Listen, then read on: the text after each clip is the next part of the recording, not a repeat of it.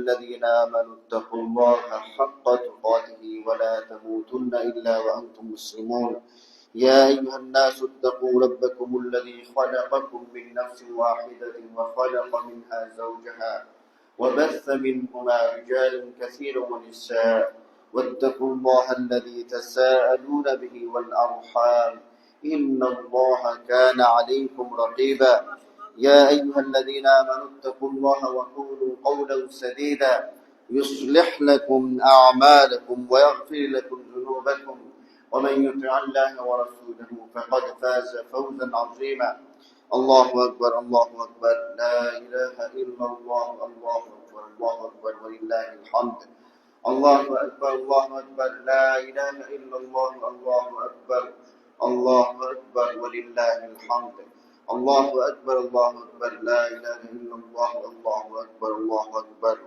ولله الحمد সমস্ত প্রশংসা মহান আল্লাহ রাব্বুল আলামিনের জন্য, যিনি আমাদেরকে ঈদুল আজহার সালাত আদায় করার উদ্দেশ্যে মসজিদ আত-তাওহীদে সমবেত হওয়ার তৌফিক দিয়েছেন। আমরা বলি আলহামদুলিল্লাহ।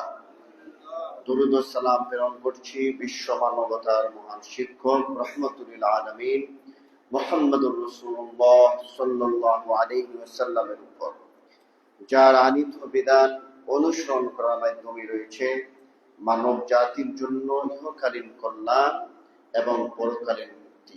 আল্লাহুম্মা সাল্লি আলাইহি আল্লাহুম্মা বারিক আলাইহি।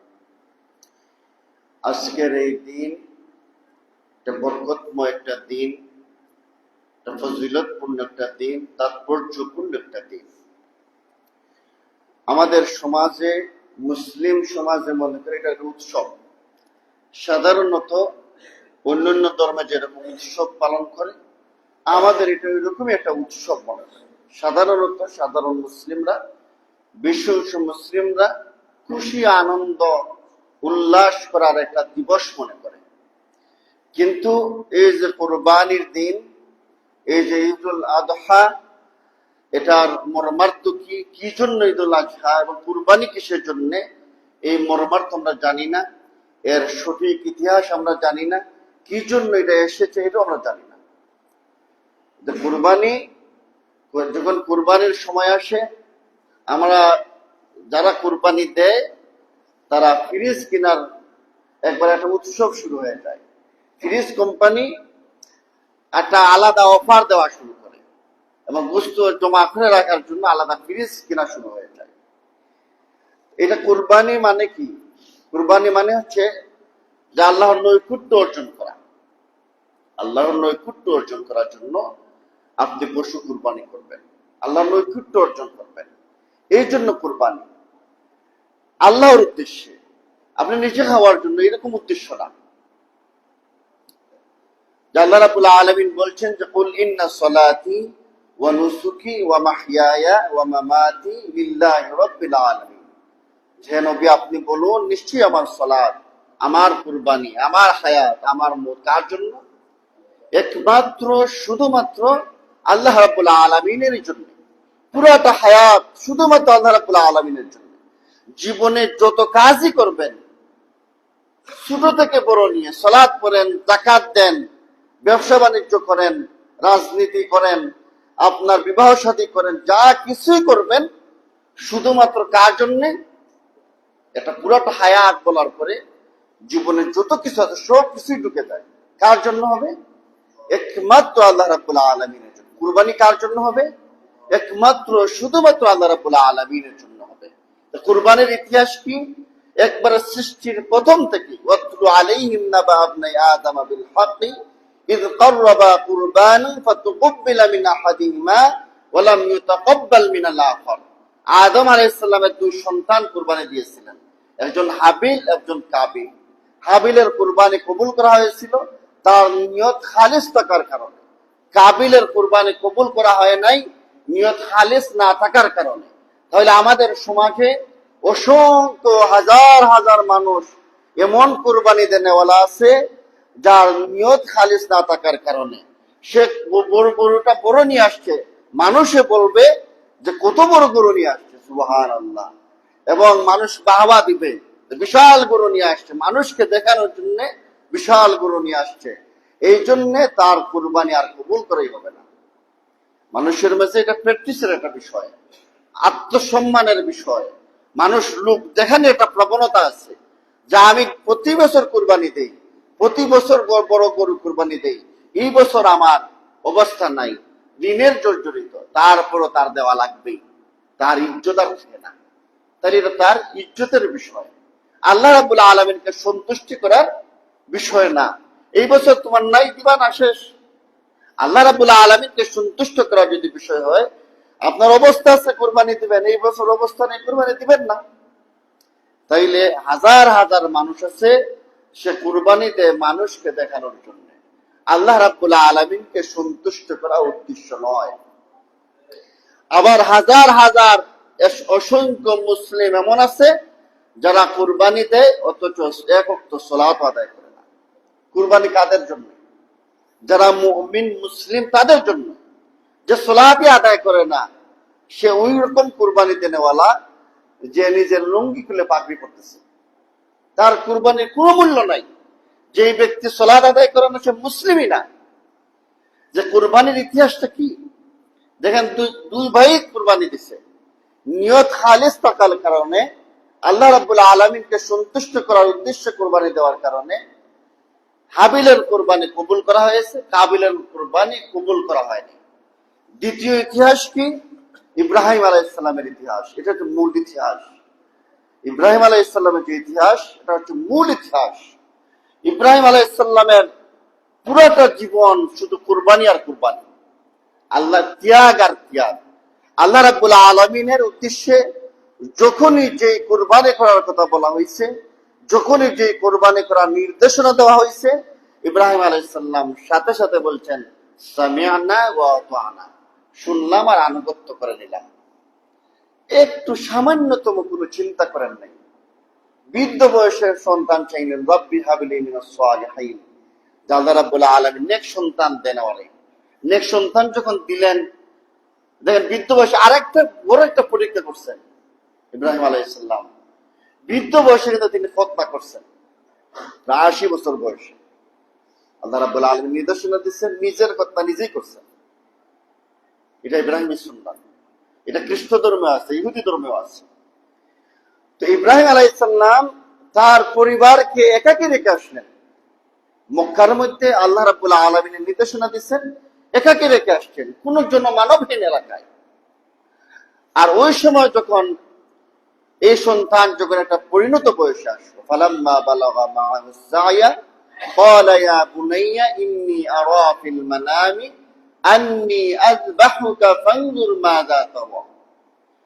সন্তান যখন একটা পরিণত বয়সে আসলো, তখন ইব্রাহিম আলাইহিস সালাম তার সন্তানকে বললেন, ফালাম্মা বালাগা মা'আহু সা'য়া ক্বালা ইয়া বুনাইয়া, হে আমার সন্তান, আন্নী আযবাহুকা ফানজুর মাযা তারা, যা আমি স্বপ্নে দেখেছি, আমি তোমাকে জবাই করতেছি, এই ব্যাপারে তোমার মন্তব্য কি? সন্তান জবাব দিল, ক্বালা ইয়া আবাতি ফা'আল মা তু'মার সাতাজিদুনি ইনশাআল্লাহু মিনাস সাবিরিন। হে আমার পিতা, আপনাকে যে নির্দেশনা দেওয়া হয়েছে আপনি তা নির্দ্বিধায় পালন করুন। ইনশাআল্লাহ আল্লাহ রাব্বুল আলামিন যদি চান আমাকে ধৈর্যশীলদের মধ্যে পাবেন। সুবহানাল্লাহ। তাই এই দেখেন, ইসলামের জন্য, আল্লাহ রাব্বুল আলামিনকে সন্তুষ্ট করার জন্য আল্লাহ স্বপ্নে দেখাইলেন সন্তান কুরবানি করো। ইব্রাহিম আলাইহিস সালাম সাথে সাথে প্রস্তুত। তবে আমাদের সমাজে যে কথা বলা হয় যে প্রিয় বস্তু কুরবানি করো, এটা মিথ্যা কথা, মিথ্যা তাফসীর, এটা বিভ্রান্ত তাফসীর। কুরআন বলছে স্বপ্নে দেখাইছেন বাচ্চা জবাই করার জন্য, প্রিয় বস্তু কুরবানি করো, এরকম কোনো কথা বলা হয় নাই। তা আমাদের সমাজে এরকম ওয়াজ করা হয় যে 100টা দুম্বা দিলেন, তারপরে 100টা উট দিলেন, তারপরে সন্তানকে বললেন। এরকম অনেক মিথ্যা কাহিনী আছে। তো ইব্রাহিম আলাইহিস সালাম দেখেন কত বড় কুরবানি, সুবহানাল্লাহ। সন্তানকে জবাই করার জন্য, রবের জন্য প্রস্তুত। সন্তানকে জবাই করার জন্য, রবের সন্তুষ্টি অর্জন করার জন্য সন্তান জবাই করতে প্রস্তুত। আবার তিনি সন্তানকে এমন ভাবে গঠন করলেন, সুবহানাল্লাহ, সন্তান জবাই হওয়ার জন্য প্রস্তুত। সাতাজিদুনি ইনশাআল্লাহু মিনাস সাবিরিন, যা আপনি আমাদের ধৈর্যশীলদের মধ্যে পাবেন। তাহলে এটা হচ্ছে কুরবানির শিক্ষা। কুরবানির শিক্ষা হচ্ছে যা আল্লাহ রাব্বুল আলামিনের নির্দেশনা পালন করার জন্য যত ধরনের কুরবানি ত্যাগ করা লাগে একজন মুমিন জীবনের সর্বক্ষেত্রে সে প্রস্তুত থাকবে। জীবনের যে কোনো পরিস্থিতির শিকার হন না কেন, সে কোনোভাবেই হারাম পথে পা দিবে না, আল্লাহ রাব্বুল আলামিনের নাফরমানিমূলক কাজ করবে না। এটা হচ্ছে কুরবানির শিক্ষা। ফালাম্মা আসলামা ওয়া তাল্লাহু লিল জাবিন, তারা জবাই করার জন্য এবং জবাই হওয়ার জন্য প্রস্তুত হয়ে গেলেন। সুবহানাল্লাহ। তারপরে আল্লাহ রাব্বুল আলামিন ডাক দিলেন, ওয়ানাদাইনাহু আইয়া ইব্রাহিম قد صدقت الرؤيا إنا كذلك نجزي المحسنين। যে হে ইব্রাহিম, তুমি তো স্বপ্নে দেখা নির্দেশনা বাস্তবায়ন করেই চললে, আমি এভাবে মুহসিনিনদের পুরস্কৃত করে থাকি। বাদ বাকি যত ইতিহাস আছে, যে ছুরি দিয়ে আঘাত করতে থাকলেন, জবাই হচ্ছে না, ছুরি থেকে আওয়াজ আসলো, ওই রকম যত ধরনের কাহিনী আছে এগুলো মিথ্যা কাহিনী। ইব্রাহিম আলাইহিস সালামকে নিয়ে অসংখ্য মিথ্যা কাহিনীও আছে। তো কোরআন থেকে আমরা যা জানতে পারি, যখন একটা পরিণত বয়সী ইসমাইল আলাইহিস সালাম আসলেন, তিনি তার সন্তানকে বললেন, তোমাকে স্বপ্নে দেখতেছি, জবাই করতেছি। আর সন্তান বলল, আপনাকে যে নির্দেশনা দেওয়া হয়েছে আপনি তা পালন করুন। এবং দুজনে যখন জবাই হওয়ার জন্য প্রস্তুত হয়ে গেলেন, তখনই আল্লাহ রাব্বুল আলামিন সন্তুষ্ট হয়ে গেলেন। ওয়ানাদাইনাহু আইয়া ইব্রাহিম قد صدقت الرؤيا إنا كذلك نجزي المحسنين। ইব্রাহিম আলাইহিস সালাম স্বপ্নকে সত্য করেছেন এবং আল্লাহ রাব্বুল আলামিন বললেন যে আমি এইভাবেই মুহসিনিন যারা, তাদেরকে আমি পুরস্কৃত করে থাকি। সুবহানাল্লাহ। তাইলে ইব্রাহিম আলাইহিস সালামের জীবন থেকে এটি আমাদের শিক্ষা, যে আমরা জীবনের সর্বক্ষেত্রে আল্লাহর আনুগত্য করে চলবো এবং আল্লাহর সন্তুষ্টি করতে গিয়ে যত ধরনের ত্যাগ প্রয়োজন আমরা ত্যাগ করব। এর পরিবর্তে কি আসলো? একটা দুম্বা আসলো। এর পরিবর্তেই আমরা দুম্বা কুরবানি করতেছি, পশু কুরবানি করতেছি, গরু কুরবানি করতেছি। উদ্দেশ্য কি? এই যে গরু কুরবানি, এই যে দুম্বা কুরবানি করতেছি, এই যে ছাগল ভেড়া কুরবানি করতেছি, উদ্দেশ্য কি? আল্লাহ রাব্বুল আলামিনকে সন্তুষ্টি করা, আর কোনো উদ্দেশ্য না। লা ইয়ানালুল্লাহু লুহুমুহা ওয়ালা দিমাউহা ওয়ালাকিন ইয়ানালুহু তাকওয়া মিনকুম। রবের কাছে আপনার এই রক্ত পৌঁছাবে না, মাংস পৌঁছাবে না, আপনার তাকওয়া পৌঁছাবে। আপনি কি ফ্রিজ ভর্তি করে মাংস রাখার জন্য কুরবানি করতেছেন, নাকি শুটকি বানাইয়া সারা বছর খাবেন এই জন্য কুরবানি করতেছেন, নাকি স্ট্যাটাস বাড়ানোর জন্য, সম্মান মর্যাদা, পারিবারিক সম্মান ইজ্জত বাড়ানোর জন্য, অথবা কুরবানি না দিলে মানুষ কি বলবে এইরকম চিন্তা ভাবনা নিয়ে কুরবানি করতেছেন? এটা আল্লাহ রাব্বুল আলামিন ভালো জানেন, আল্লাহ তাকওয়ার খবর ভালো জানেন। এই জন্য আপনার স্ট্যাটাস আল্লাহ দেখেন না, আপনার সম্পত্তি আল্লাহ দেখেন না। ইন্নাল্লাহা লা ইয়ানজুরু ইলা সুওয়ারিকুম ওয়া আমওয়ালিকুম ওয়ালাকিন ইয়ানজুরু ইলা কুলুবিকুম ওয়া আমালিকুম। আল্লাহ রাব্বুল আলামিন মানুষের চেহারা সুরত দেখেন না, মানুষের ধন সম্পত্তির অবস্থা দেখেন না। ওয়ালাকিন ইয়ানজুরু ইলা কুলুবিকুম ওয়া আমালিকুম, তোমাদের কলবের অবস্থা দেখেন এবং তোমাদের আমালের অবস্থা দেখেন। যাদের নিয়তের মধ্যে গন্ডগোল আছে, আমাদের নিয়ত পরিশুদ্ধ করা উচিত। এবং কুরবানির মাংস আমরা প্রতিবেশীকে দিব, কুরবানির মাংস আমরা আমাদের আত্মীয় স্বজনকে দিব। যারা এরকম মানুষ সমাজের মধ্যে আছে, কোরআনে এরকম নির্দেশনা দেওয়া হয়েছে যে তোমরা এই মাংসগুলা তোমরা ওই সমস্ত ব্যক্তিদেরকে দাও যারা মানুষের কাছে হাত পাতে না, মানুষের কাছে সোয়াল করে না। ওইরকম অসংখ্য ব্যক্তিত্ববান মুমিন এরকম আছে যারা ভালো পোশাক পরতেছে, ভালো কাপড় পরতেছে, ভালো অবস্থার সমাজে চলাফেরা করতেছে, কিন্তু তার অবস্থা খুবই খারাপ। ঘরে হয়তো 2 বেলা খাবারের অবস্থাও নাই। এরকম মানুষকেও আল্লাহ রাব্বুল আলামিন দিতে উদ্বুদ্ধ করেছেন। এরকম মানুষকে খুঁজে খুঁজে দিতে হবে। আবার যারা চায় তাদেরকেও দিতে হবে। এইভাবে আল্লাহ রাব্বুল আলামিন আমাদেরকে নিয়ত খালিস করে কুরবানি দেওয়া তৌফিক দান করুন, আমরা বলি আমিন। এবং আমাদের পাড়া প্রতিবেশী আত্মীয় স্বজন তাদের সবাইকে নিয়ে এগুলো বন্টন করা তৌফিক দান করুন, আমরা বলি আমিন। একমাত্র আল্লাহ রাব্বুল আলামিনকে সন্তুষ্টি করার জন্য জীবনের সর্বক্ষেত্রে চলার তৌফিক দান করুন, আমরা বলি আমিন।